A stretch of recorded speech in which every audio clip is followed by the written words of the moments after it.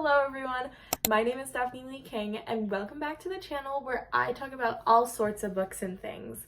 If you've watched my previous videos, you probably know that I'm pretty opinionated upon what I read and what I plan on reading. I'm also pretty opinionated on TV shows and literally everything. It comes by that I have a lot of hot takes when reading. So today I thought I'd share with you a couple of my book hot takes. Starting off with number one, I don't like the bad boy, good girl trope. I think this trope can be done really well sometimes, and when it's done really well, it's perfection. Like a chip that's been on my feed a lot lately has been Roderick from Diary of a Wimpy Kid and Regina George. If that was a book or a movie, I couldn't tell you how much I would enjoy that. Or the movie Drive Me Crazy. I love that movie. Are there a couple of parts that I don't love? Yeah. But overall, I do really like it. And I think that's a way that this trope has been done well. But I think there's also various ways that this trope has not been done well. And if it's not done well, it can just be seen as overused. And I feel like it's so repetitive. And a lot of the things that happen are really repetitive. This kind of comes in hand with my second one, fake dating trope. Personally, it's not my favorite. I think that sometimes it could be pretty cute, but I think that it's so popular that I'm sick of it. Why does everybody need to be fake dating? I swear I've read almost every single romance book that I have read has been about fake dating. Why don't we just have a romance book? What's happening? I think those two hot takes come hand in hand. This next one also adds on to romance, which I don't like smut. I do not have any smut on my bookshelf, and I would not like smut on my bookshelf.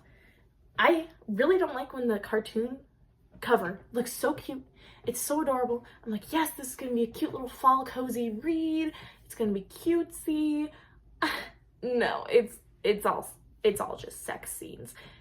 I feel like if you need to have a sex scene in order to progress your character's relationship, is it even a real relationship? And if you need to have a sex scene, why can't it just be like, and they go to the bedroom? Why do we have to be describing every single thing? No, thank you. I read The Return by Nicholas Sparks, and I think what he does with a sex scene is really well, because he just cuts it right when and they go to the bedroom. Done. Not mentioned. It's mentioned again once, but nothing happens. And that's what I really like. I like a romance book where you know that the characters like each other, actually they like each other, and it's not just physically, and the relationship isn't just physically, which I really don't like to see. I accidentally bought Icebreaker because I was stupid and I didn't know that it was all just smut. I saw the cover and I was like, this is gonna be a cute little holiday read about an ice skater and a hockey player. Of course, it's gonna be beautiful. And then I got to the second chapter and I was like, oh my. I'm not actually sure where that book is. I think I gave it to my sister, who gave it to her friend, who gave it to her sister, who gave it to her friend. At this point, it's traveled around my town. And I do not know where it is at this point. One of my book hot takes is that book talk and booktube and social media to do with books has made the overconsumption of buying books way too normalized. You see girls on TikTok or on Instagram Reels or on YouTube, and they have literally a library of books. And not saying that that is not a personal dream of mine. I would love to have a library. But then they're like, let's count how many unread books I have. And it's hundreds, which I think is insane. I have read almost every book on my bookshelf, and that's not saying that I don't have a TBR, because I do, and it should honestly be smaller, because the thing is, I like buying books, I like the excitement, but there's a time when you have to pull back and say, I have to take a break. Getting a new book is such a nice feeling, but I don't want to be spending so much money to have that feeling each month or each week when I'm feeling kind of down. So that's why I think libraries are really cool, and I think we need to get back into those, because guys, I never see anyone at libraries. Which is why I like using my school library and public libraries, And not to say that having your own personal book that you bought, it does feel better. But say to read this really popular book that's on Book Talk, but you don't know if you'll like it or not, maybe not commit to buying it, but maybe borrow it from the library. Maybe that probably is a better idea if you know you're not going to like it. Buying books is okay, but when it becomes such a common thing for you to be doing and your TBR list keeps on going up and up, and what you've actually read stays where it's at, it's become a problem. Hot take is that some book movies are equal to or better than the books. I know that as a reader, we kind of have this collective assumption that the movie or TV show is going to be worse, and usually it is. But there are times when the book is worse or it's equal to the movie. A book that I think is an example of this is The Help. Not saying that The Help is an amazing book, but the movie is also so good. I would recommend reading the book first and then watching the movie, because they're both so well done and the movie doesn't take too much away from the book. I really liked the Hunger Games movies and the books. The books obviously went more in depth and you knew a lot more of the character lore and you were able to know the world a lot better. But the movies were a great representation of that world and it was amazing. A case when I like the TV show or movie more than the book is the Summer I Turned Pretty series. I like the TV show a lot better from what I have watched of it. I haven't watched it all, but from what I have watched of it, I like it a lot more than the books. And that might just be because I don't love the books. But I think the TV show is very well done, as well as the other Jenny Han series, the P.S. I Still Love You, To All the Boys I Loved Before. I think those movies are also really well done.